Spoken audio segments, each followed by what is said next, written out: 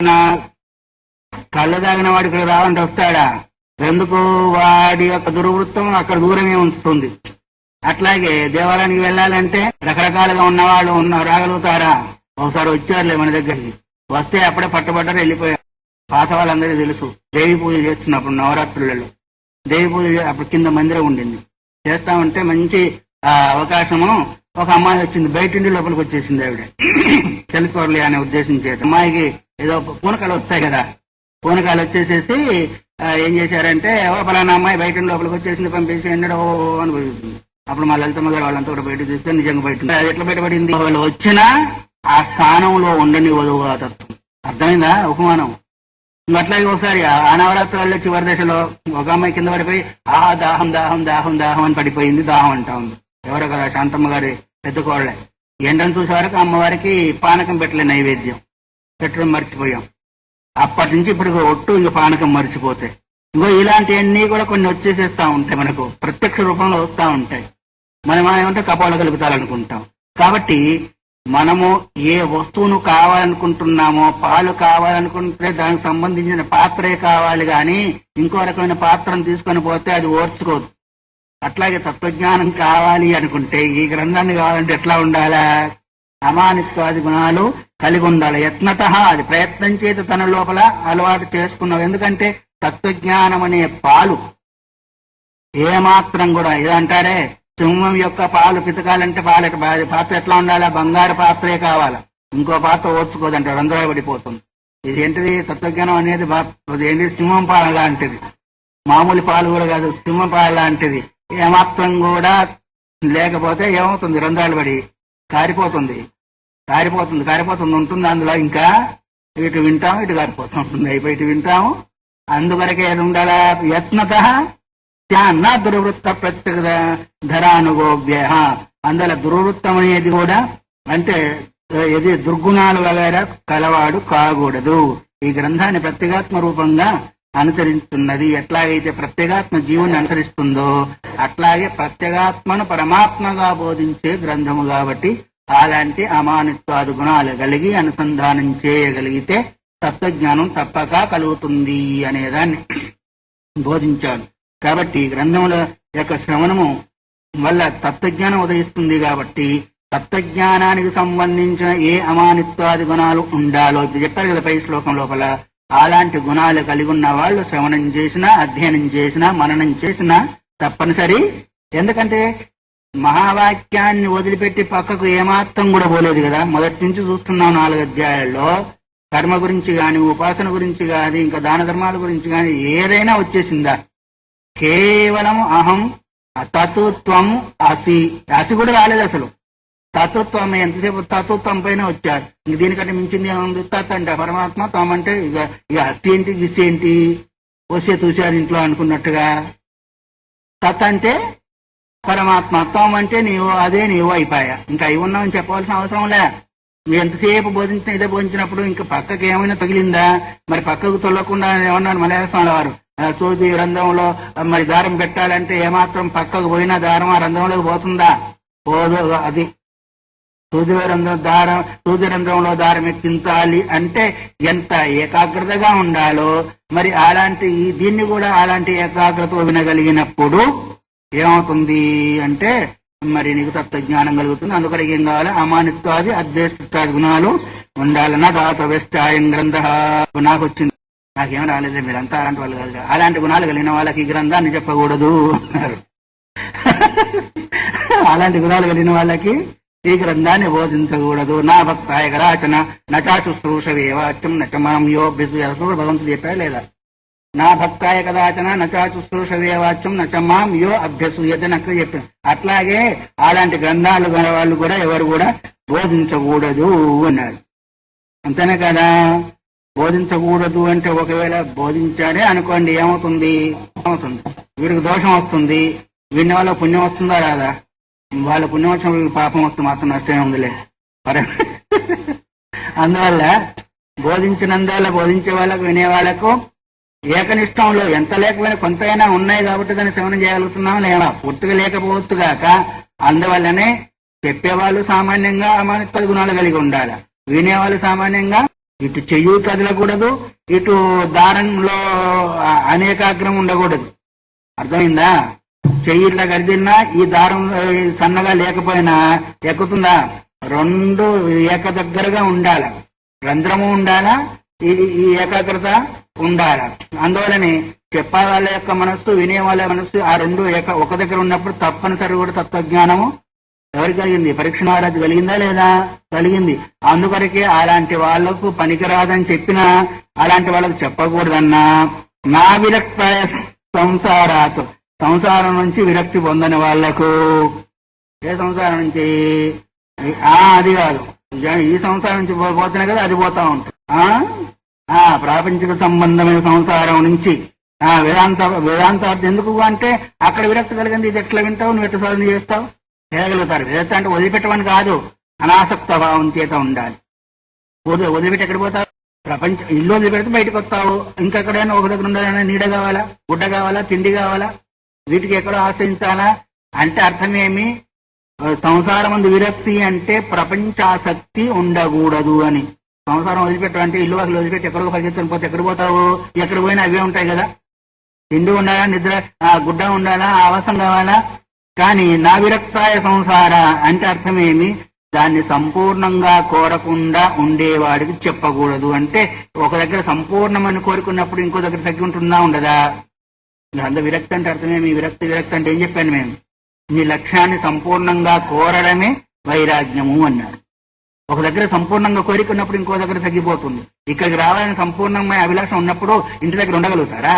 ఇప్పుడు దాన్ని వైరాగ్యం అంటారా? ఏమంటారు? వైరాగ్యం అంటే వదిలిపెట్టి అంటే పారేశారా, తగలబెట్టారా?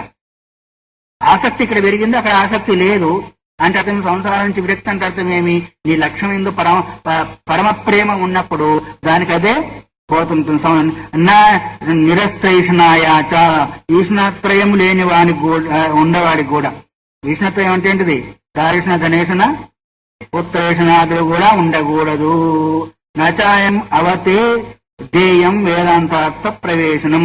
ఒకవేళ వానికి ఇచ్చినా గాని మరి వారికి ప్రవేశం కలగదు. దారేషణాది అంతా కూడా ఇచ్చిన వారికి, అహింసా సత్య బ్రహ్మచర్యాది నియమాలు కలిగిన వారికి, నిశ్చలంగా ఉన్న వారికి చక్కగా పరీక్షించి దాన్ని ఉపదేశించినట్టయితే పట్టుబడుతుంది. ఇతరులకు ఉపదేశిస్తే ఏమవుతుంది? బూడిదలో పోసిన హవిస్సులాగా తయారవుతుంది. మనకు ఆకాంక్ష అక్కడ సన్నగిల్లి ఇక్కడ ఆకాంక్ష పెరిగినప్పుడు ఏమవుతుంది అంటే విచారణకు వస్తుంది. విచారణ ద్వారా ఏకాగ్రత వస్తుంది. ఏకాగ్రత ద్వారా తత్వజ్ఞానం కలిగే అవకాశం ఉంటుంది. కాబట్టి ఇప్పుడు ఏం చెప్పాడు? అమానిత్వాది గుణాలు లేని వాళ్ళకి, తర్వాత సంసారంలో ఆసక్తి ఉన్న వాళ్ళకి, ఆ తర్వాత ఈష్ణాత్రయంలో ఉన్నవాడికి ఏంటిది? ఉపదేశించకూడదు అన్నాడు. తర్వాత జ్ఞాత్వా యథోదితం సమ్యక్ జ్ఞాతవ్యం నావశిష్యతే నచా నిరస్త కర్మేదం జానీయాదంజసా తదా. ఈ 4 అధ్యాయాల్లో చెప్పిన దాన్ని చక్కగా తెలుసుకున్నట్టయితే, 4 అధ్యాయాలు చెప్పిన దాన్ని చక్కగా తెలుసుకున్నట్టయితే తెలియదగిన అర్థం ఇంకోటి మిగిలి ఉండదు అన్నారు. నిజం కూడా అంతే కదా. మనం వింటున్నాం కదా, 4 అధ్యాయాలు చెప్పిన విషయాన్ని మనం చక్కగా అర్థం చేసుకోగలిగితే ఇంకా వినవలసి ఉండదు, తెలుసుకోవలసి ఉండదు.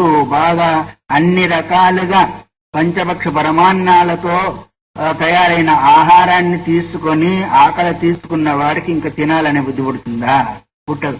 అట్లాగే ఈ రకంగా అన్వయ వ్యతిరేకాలతో విశేషాలతో లక్షణ భావంతో తత్వం పదార్థాన్ని విచారించిన వాడికి ఆ విచారించడం వల్ల కలిగే ఫలరూపమైన తత్వ జ్ఞానము పొందేదానికి పైకి ఇంకో వేరే వినవలసింది, చేయవలసింది మిగిలి ఉండదు. దీన్ని సులభంగా అందువల్ల సమస్త కర్మేదం జానీయాతు, సమస్త కర్మలు సులభంగా వీడి నుంచి విడబడిపోతాయి. ఇంకా కర్మ అనేది ఉండనే ఉండదు. ఏం కర్మ? చేయవలసిన కర్మ ఉండదు, ఇలా పూర్వంలో ఉన్న సంచితం కూడా ఉండదు. అందువల్ల దీనికి ఇంత మహాత్మ్యం కలిగింది అని ఎందుకు చెప్తున్నారు? ఇది అంటే జిజ్ఞాసు అయిన వాడికి దాని అందు ఆసక్తి. ఫలం గాని ఇంకా మాహాత్మ్యం గాని ఎందుకు చెప్తారో, అమ్మాయి పాప నువ్వు ఇది తీసుకొచ్చినట్టయితే నీకు మామిడి పండు ఇస్తానే అన్నాడు. అవి ఇప్పుడు మామిడి పండు దొరకవు కదా, మామిడి పండు ఇస్తాను గబుక్కన పరిగెత్తుకొని పోతావు. తెస్తావా లేదా అంటే నేను అనుభా. చిన్నపిల్లలకి ఏమైనా చెప్పాలంటే ఏం చేస్తాము? ఉద్యోగిస్తామా లేదా? అట్లాగే ఇది కలుగుతుంది అంటే చిన్నపిల్లలు అంటే ఎవరు? అజ్ఞాని. ఆ స్వరూప జ్ఞానం లేకుండా ఉండేవాళ్ళు, సాధక దశలో ఉన్న వాళ్ళకి ఈ విధంగా చెప్పినట్టయితే అందుకొరకే కదా మాండుక్యమేకమేవాలం ముముక్షునాం విముక్తయ్య అన్నారు. మాండుక్య ఉపనిషత్తు ఒకటే చాలు ముముక్షువైన వాడికి మోక్షం పొందేదానికి అన్నాడు. ఇక్కడ ఎట్లయితే తత్తుత్వం పోయిందో అక్కడ కేవలం ప్రణవాన్ని గురించి చెప్పారు. ఎందుకు అంటే అది కూడా అంతే మూడే, విశుడు, తేజస్సుడు, ప్రాజ్ఞుడు. ఈ మూడు వదిలిపెడితే తురీయుడు. అందువరకే ఎవరు చెప్పింది? మౌక్తికోపనిషత్తులు ఆంజనేయ స్వామికి రాముడు బోధించిన మాట. మాండుక్యమేకమేవాలం ముముక్షునాం విముక్తయే. మాండుక్యోపనిషత్తు ఒకటే చాలు ముముక్షువైన వారికి మోక్షము పొందేదాని కొరకు. అందుకొరకు ఇక్కడ కూడా సమస్త కర్మలు, అందుకొరకు నైష్కర్మ్యం అంటే అర్థమేమి? నకర్మణ మన ఆరంభం నైష్కర్యం పురుషోత్సవం అని అక్కడ చెప్పినప్పటికీ ఈ విధంగా వింటున్నప్పుడు సమస్త కర్మలు చేయవలసినవి పోతాయి, ఇదివరకు చేసినవి కూడా పోతాయి. ఎట్లా పోతాయి? సులభంగా అన్నాడు. అందువల్ల అమానత్వ ధర్మాలు కలిగి సర్వకర్మ సన్యాసం ఆచరించిన అధికారికి ఈ గ్రంథం గురుముఖంగా విన్నట్టయితే ఏమవుతుంది? సమస్తం తెలుస్తుంది అన్నాడు. ఏ విధంగా ఉండాలా? సమస్త కర్మలను వదిలిపెట్టాలా, ప్లస్ పట్టుకునేటి ఏంటి? అమానత్వ గుణాలు పట్టుకోవాలా, గురుముఖంగా శ్రవణం చెయ్యాలి. అప్పుడు వాడికి తప్పనిసరి పట్టుకోవాల్సినవి కొన్ని, వదిలిపెట్టవలసినవి కొన్ని. సమస్త కర్మలు వదిలిపెట్టాలంటే ఏం కర్మలు? తినేది ఊడ్చేది, కట్టుకునేది, స్నానం చేసేది కూడా వదిలిపెట్టానా? మరి ఇంకేంటిది? సమస్త కర్మలు అంటే నీకు ప్రవృత్తి కలిగి చిత్తము చాంచల్యమైన కర్మలంతా కూడా. గురుసేవ చేయొద్దన్నారు. గురుముఖంగా వినమంటే గురుసేవ చేయాలా వద్దా? ఇక ఆయన గుడ్లు ఆయన ఉతుక్కోవాలి, ఆయన వంట ఆయన చేసుకోవాలి, ఆయన చిపురు ఆయన పట్టుకోవాలి, ఆయన బుద్ధి ఆయన తొలుపుకోవాలి. ఏంటి అంటే దేని ద్వారా నీకు చిత్త విముఖత పోయి చిత్తాసక్తి కలుగుతుందో అలాంటి కర్మలు వదిలిపెట్టాలి. ఇది చేసేదానికి ఏంటిది? అమానిత్వ గుణాలు కలిగాలంటే అది పోయింది కాబట్టి ఇక్కడిక్కడే ఉంటుంది. బయట ప్రపంచం ఎప్పుడైతే పోతుందో లోపల ప్రపంచం ఉంటుందా లేదా? మేము ఎక్కడికి వెళ్ళలేం లేదండి, మాకేం తెలియలేదండి అంటారు. కరెక్ట్ అని ఈ మాట విన్నారా? అయితే మీ ఇంట్లో ఉన్నాయి కూడా తెలియదా? బయటికి తెలియకపోవచ్చు, బయటికి పోవచ్చు, ఇంట్లో ఉన్నాయి తెలుస్తాయి కదా. అట్లాగే కర్మలన్నీ వదిలిపెట్టిన తర్వాత పట్టుకునేటువంటి అమానిత్వాది గుణాలు ఉండాలి. అప్పుడు గురుసేవ చేస్తూ గురుముఖంగా ఇది విన్నట్టయితే ఆ యొక్క అర్థాన్ని సంపూర్ణంగా తెలుస్తుంది. ఇప్పుడు మన కర్మ ఏంది అంటే మీరే కాదు, సన్యాసులలో కూడా లేరు ఇప్పుడు. ఎందుకంటే ఇదొక యుగం అయిపోయింది. పూర్వకాలంలో ఋషులు మహర్షులంతా కూడా అరణ్యాల్లో ఉండి మరి ఎవరో ఇంత కాయలు గడ్డలు తీసుకొచ్చి పెడతామంటే వాళ్ళ అనుష్ఠానము శ్రవణం ఈ రెండే ఉంటుంది. తత్వ శ్రవణం ఉంటుండేది, అనుష్ఠానం ఉంటుండేది. మళ్ళీ ఆ కాలం ఎప్పుడు వస్తుందో మనం ఎప్పుడు చూస్తాంలే. ఇంకా అందువల్ల వాళ్ళు రాని రాకపోని కాక ఇప్పుడు మనమే అలా తయారు కావాలనుకున్నప్పుడు మనమే చూస్తాం. ఎవరినో చూడవలసిన అవసరము లేదు. ఎట్లా చూడగలుగుతామంటే ఇప్పుడు ఏం చెప్పినట్టుగా సమస్త ప్రపంచ వ్యవహారాలకు సాధ్యమైనంత వరకు చాలా దూరంగా ఉండి, పూర్తిగా వదిలిపెట్టలేము, సాధ్యమైనంత వరకు చాలా దూరంగా ఉండి, అమానిత్వాది ఎంతో అన్ని లేకపోయినా కొన్నిటినైనా కలిగి ఉండి మనం శ్రవణం చేయగలిగితే మనం కూడా తత్వాన్ని పొందగలుగుతాము. అందువల్ల ఈ ప్రకరణార్థాన్ని ఎవరిగా చక్కగా తెలుసుకుంటాడో దాన్ని కూడా చెప్తున్నారు.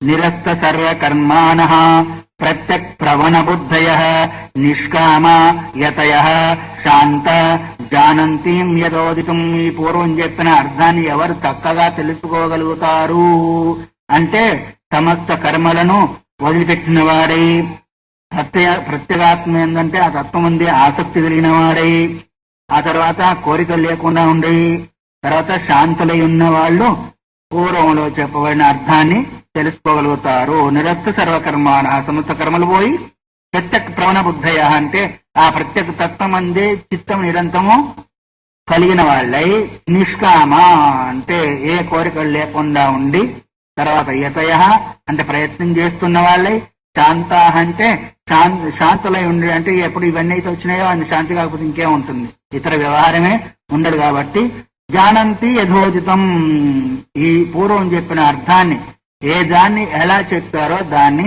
చక్కగా తెలుసుకోగలుగుతారు అనే దాన్ని కూడా చెప్పారు. ఉండవలసిన పద్ధతి చెప్పారు. ఏ విధంగా ఉన్నట్టయితే దీని యొక్క అర్థాన్ని తెలుసుకుంటారో విషయాన్ని కూడా చెప్పారు. తర్వాత ఇక్కడ ఏంటిది అసలు అంటే శమము దమము శ్రద్ధ భక్తి ఇవన్నీ కూడా మరి ఉండాలా వద్దా? ఉండాలి. ఇహలోక పరలోకం ఆసక్తి లేకుండా కూడా ఉండాలి.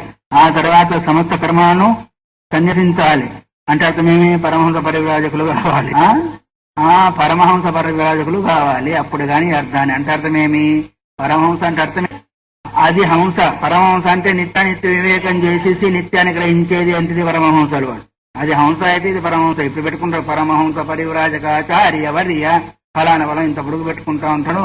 ఆఖరికి ఉదయం పూట ఒక్కసారి ఒక టిఫిన్ లో ఏమైనా తక్కువ అయితే ఉప్పు ఉంటా ఉంటారు. అది చెప్పేది వీళ్ళు పరమహంస పరివ్రాజకాచార్య వర్యులు.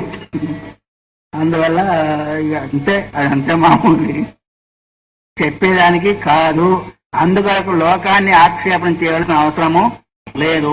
ఇక్కడ ఏంటిది, ఆడ కంపు పడింది అనుకోండి, కంపు నువ్వు ఇక్కడ ఎందుకు పోవాలి, నేను వస్తుంటే నీకు తెలియదు, నువ్వు నాకు దారి కట్టడం ఎందుకు వచ్చావంటావా, పక్కకు తప్పుకొని పోతావా? అట్లాగే లోకం కంపే.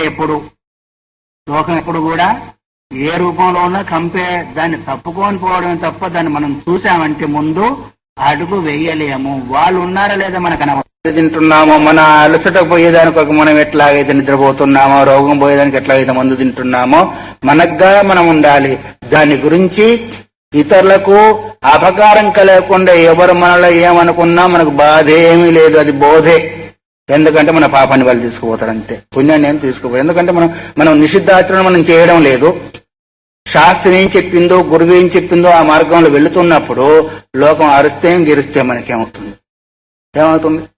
చెట్టు మీద ఉన్న పక్షికి ఏంటిది, చెట్టు మీద ఉన్న కాదు ఏంటిది, రెండో మూడో అంతస్తులో ఉన్న ఆ మనిషికి కింద కుక్క బాగా అరుస్తుంది అనుకోండి, ఏమైనా పోతుందా?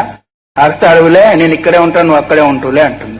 అట్లాగే మనం చేసే సాధన చూసో ఇంకో దాన్ని కూర్చో పక్క వాళ్ళు ఇంకో రకంగా అనుకున్నా మనం శాస్త్ర నిషిద్ధ వ్యవహారంలో వెళ్ళడం లేదు కాబట్టి భయపడవలసిన అవసరము లేదు. అందువల్ల మన దాన్ని మానుకోవాల్సిన అవసరం కూడా లేదు.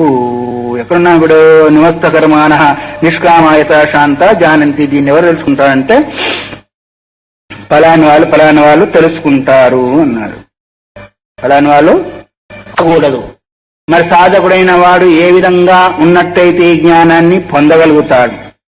తర్వాత నేను చెప్పిన అర్థాన్ని ఎవరు తెలుసుకోగలుగుతారో అది చెప్పి, మరి నేను చెప్పాను అనే అహంకారం కలిగి ఉన్నారనుకుంటారేమో అని తానులో అహంకార రాహిత్యాన్ని సూచిస్తూ ఇగో ఈ చివరిగానే చెప్తూ ఉన్నాడు.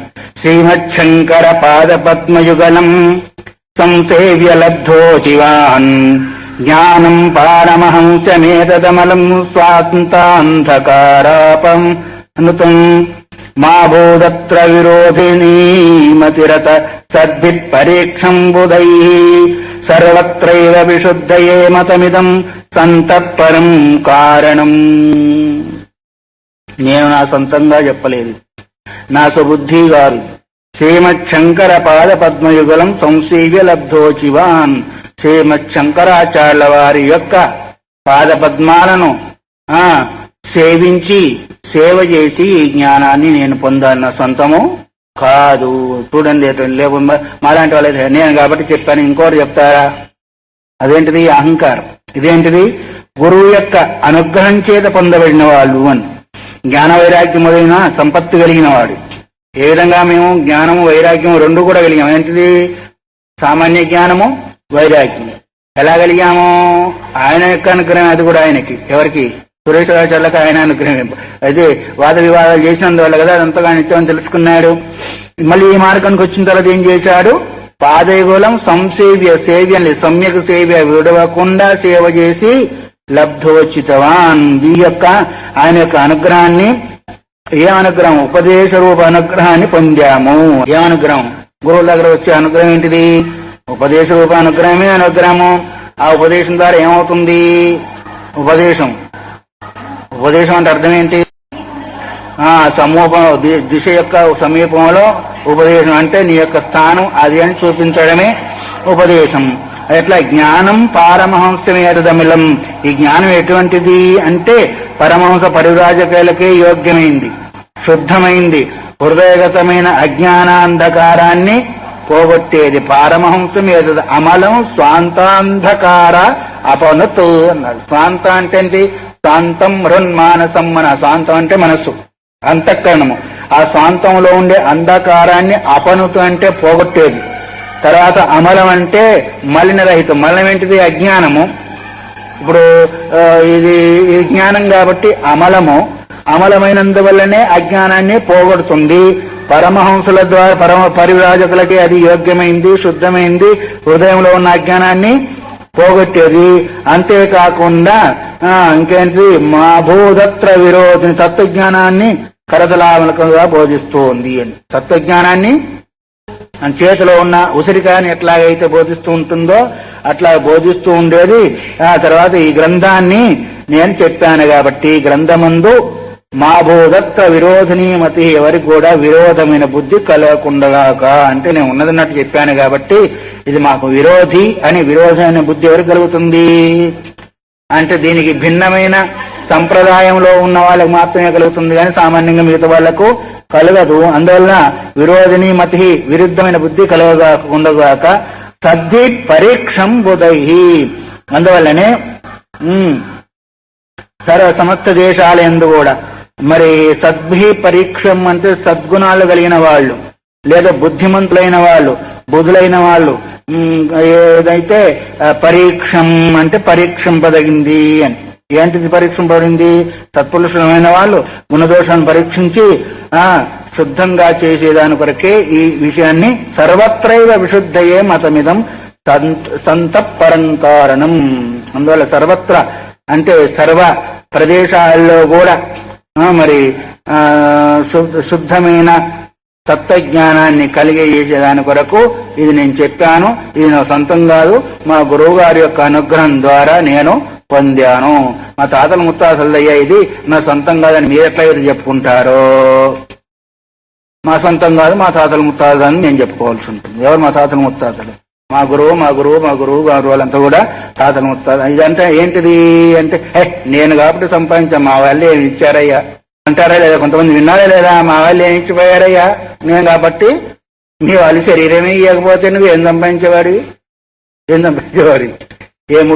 ఏ ఏ కులిపోయిన శరీరమో, కాళ్ళు లేని శరీరమో, చేతులు లేని శరీరమో, చెవులు లేదో, ముక్కు లేదో ఇస్తే నువ్వేవాడి ఏవయ్యేవాడి?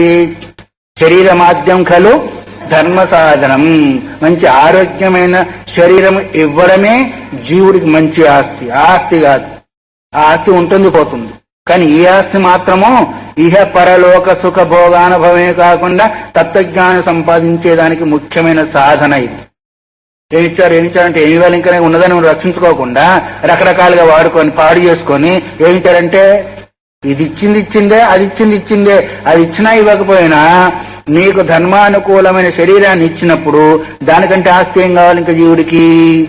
శరీరమాద్యం కలు ధర్మ సాధనం.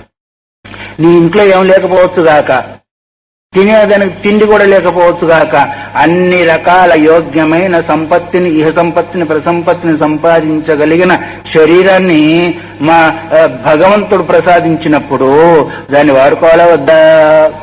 మరి ఇంకేమిచ్చారు అంటే ఏమి ఇవ్వాలి ఇంకా నీకు? నీది నువ్వు సంపాదించుకోవాల్సిందే, కానీ ఒకరిచ్చింది అప్పటిది, నీవు సంపాదించింది ఎప్పటిది. అర్థమైందా? ఒకరిచ్చింది అప్పటిది. ఇప్పుడు మీరు పిలిచి భోజనం పెట్టారనుకోండి, ఇంక సోమవారం రోజు భోజనం పెడతారా పిలిచి? మీ ఇంట్లో చేసుకుంది ఎప్పుడు ఉంటుంది. అట్లాగే మనకు మనంగా చేసుకున్న సాధనాభూతమైన సంపాదన అది ఎప్పటిది. తర్వాత ఇంక ఏ రూపంలో వచ్చినా అది అప్పటిదే కానీ ఎప్పటిది కాదు. అందుకొరకే ఈ శరీరాన్ని ఆరోగ్యంగా ఉంచుకోవాల్సింది. అది మొట్టమొదటి సంపత్తి. నీరోగమైన శరీరం కలిగి ఉండడమే మొట్టమొదటి. ఎందుకంటే ఏది చెయ్యాలన్నా, ఇహం చేయాలన్నా, పరం చేయాలన్నా అదే ముఖ్యమైపోయా. ఇంకా దాన్ని మనం సవరించుకోలేకపోతే దాన్ని చూసుకుంటూ దీన్ని మనం చేసుకుంటూ ఉండాలా. అందువల్ల నా సొంతం కాదు ఇది, మా గురుదేవుల యొక్క అనుగ్రహం చేతి, అది కూడా సేవ ద్వారా చేసి ఎవరు చేసినా ఆ రూపంగా పొందవలసిందే. పరిప్రశ్నేన సేవయా, ఇంకో దాని చేత అది రాణీరాదు. ఎవరు పొందినా అది ఏదో ఒక జన్మలో చేయవలసిందే, లేకపోతే వచ్చేది అవకాశమే లేదు. అందువల్ల ఈ విధంగా చెప్పి అసూయాది దోషాలు మలిచిత్రమైన వారికి గంతాయి కాబట్టి ఇది రుచించవచ్చు లేకపోవడం. ఏంటంటే కొంతమంది బాగా చేస్తారనుకోండి, ఏదైనా పని చేస్తే ఎంత బాగున్నా ఏదో ఒకటి వంక, ఈ కొంచెం లేకపోతే అదంతా కనిపించదు వాడికి. ఈ కొంచెం లేకపోతే ఇంకా బాగున్నాయ్యా, ఈ కొంచెం లేకపోతే అదంతా వస్త్రం అంతా తెల్లగానే ఉంటుంది, ఆ కొంచెం మరుకుంటే అదంతా బాగానే ఉంటుంది, కానీ ఆ నల్లబక్క లేకపోతే బాగుండేది. ఆ మంచిదే, ఆ తెల్లదంతా కనిపించదు, అదొక్కటే కనిపిస్తుంది. ఎందుకది? దోష దృష్టి కలిగిన వాళ్ళకి అదే కనిపిస్తుంది. అంత బాగానే ఉంది, ఆ కొంచెం పోతే పోయిందిలేవయా అది సర్దుకుంటుందనే భావం రాలు. ఎందుకంటే అది లెక్క పెట్టేది అది అట్లాగే లెక్కబడుతుంది. తప్పులున్న వారు తండోపతండములు. అందుకొరకే ఇగో ఈ గ్రంథంలో కూడా సుభాషితం చార్వపి నామహాత్మనాం దివాకరో నక్త ధ్రువ మిషామల ప్రభాతి భాత్యేవ విశుద్ధ చేతసాం నిధిర్యథా అపాస్తృషాం మహాదన. ఈ గ్రంథము ఎంత మంచిదైనప్పటికీ నిర్మలమైన సూర్యుడు ఉన్నాడు. నిర్మలంగా అసలు మబ్బులు లేవు, ఏమీ లేవు, ఆకాశం నిర్మలంగా ఉంది. సూర్యుడు దగ ప్రకాశిస్తున్నాడు కదా, ఏంటి ప్రకాశిస్తున్నాడు. కానీ అందరికి కనిపించిన సూర్యుడంట అన్న అంటే ఇంత మంచిగా బాగా ప్రకాశిస్తుందంట సూర్యుడు. అమ్మ సూర్యుడంట అవి ఎట్టుంటే చూస్తానే, సూర్యుడు లేడే పడక సూర్యుడు ఉంటే మనకు కనిపించరా ఏంటి అందంట గుడ్లగూబ తల్లి. గుడ్లగూబ పిల్ల అడిగిందంట, గుడ్లగూబ చెప్పిందంట సూర్యుడు లేడే పడక. అంత చీకటి సూర్యుడు ఎక్కడ లేదా అనుకుంటారు పిచ్చోళ్ళు. పని దుంపదగా ఆకాశంలో మేఘాల్లో ఏం లేవో సూర్యుడు దగదగదగా మెరుస్తా ఉంటే ఆ పిల్ల అడిగిందంటే సూర్యుడు వస్తున్నా అంటే సూర్యుడు లేవనే పడుకుంటే అంత బాగా ప్రకాశించినప్పటికీ ఆ గుడ్లగూబ సూర్యుని యొక్క ప్రకాశం కనిపించిందా? దానివల్ల ప్రయోజనం కలిగిందా? కలగలే. అట్లా ఈ గ్రంథంలో ఎంత మంచి విషయం చెప్పినప్పటికీ దుర్జనుల వారు వాళ్ళకు ప్రకాశింపదు. దుర్జనులు ఎవరు? దేశ దృష్టి కలిగిన వాళ్ళు, దోష దృష్టి కలిగిన వాళ్లకు దివాకరో నక్త ధ్రువామిమాశల. బాగా మంచి చారు అంటే సుందరంగా అందంగా ఉన్నప్పటికీ, ఎంత మంచిగా ఉన్నప్పటికీ నిర్మలమైన సూర్యుడు దగదగ ప్రకాశిస్తూ ఉంటే ఎట్లాగైతే గుడ్లగో కనిపించదో అంత సూర్యప్రకాశంతో సమానమైన తత్వజ్ఞానాన్ని బోధించే ఈ గ్రంథాన్ని చూసేప్పటికీ కొంతవరకు అది నచ్చారు. కాబట్టి మరి ఎవరికి ప్రభాతి భాత్యే విశుద్ధ చేతసాం, పరిశుద్ధమైన చిత్తం కలిగిన వాళ్ళకి. మనకు బాగా కళ్ళు ఉన్నాయి, సూర్యుడు కనిపిస్తున్నాయి లేదా? ఎట్లా ఉందో అట్లా కనిపిస్తుందో. అట్లాగే పరిశుద్ధమైన చిత్తమైన వాళ్ళకి, సజ్జనులైన వాళ్ళకి మహాధనం వలె నిక్షేపం వలె ప్రకాశిస్తాం. ఇంతకంటే ఇంకా ధనం వేరే లేదనే భావన వాళ్ళకి కలుగుతుంది. ఎందుకు అంటే ఇంకా అంతకంటే మించిన జ్ఞానం లేదు కదా. ఎట్లాగైతే సూర్యప్రకాశానికి మించిన తేజస్సు ఇంకొకటి లేదో, ఇంకా ఏదన్నా గాని దానికంటే తక్కువ ప్రకాశం కలిగినయేనో అట్లాగే తత్వజ్ఞాన ప్రకాశానికంటే వేరే ప్రకాశం ఇంకొకటి లేదు. ఇది మనకు మూలధనము అయిన వాళ్ళు అని ఎవరనుకుంటారు? సజ్జనులైన వాళ్ళు. మహాధనము గల నిక్షేపం వలె ప్రకాశిస్తుంది సజ్జైన వాళ్ళకి. దుర్జైన వాళ్ళకేమో గుడ్ల గోగుల వల్ల అది ప్రకాశించేది కాదు. అందుకొరకే తత్వజ్ఞానం అనేది సజ్జనుడు అంటే అర్థమేమి? సత్ అంటే సత్పదార్థమందు పుట్టిన వాడికి ఏం పుట్టింది? సత్పదార్థాన్ని తెలుసుకోవాలి అనే బుద్ధి పుట్టిన వాడికి. జని ప్రాదుర్భావాన్ని ధాతు చేత పుట్టుక కలిగిన వాడు జని అంటే ఇప్పుడు సజ్జనుడు అంటే అర్థమేమి? సత్పదార్థాన్ని తెలుసుకోవాలని ఎవరికైతే బుద్ధి పుట్టిందంటే ఆ బుద్ధి వానికి అంకురించిందో వాడు సజ్జనుడు. అలాంటి వాళ్లకు మహా ధనము లాంటిది ఈ యొక్క గ్రంథము. అందువల్ల ప్రభాతి భాత్యేవ విశుద్ధ చేతసాం, నిరంతరము ప్రకాశిస్తూనే ఉంటుంది. నిధిర్యథ అపాస్తృషాం,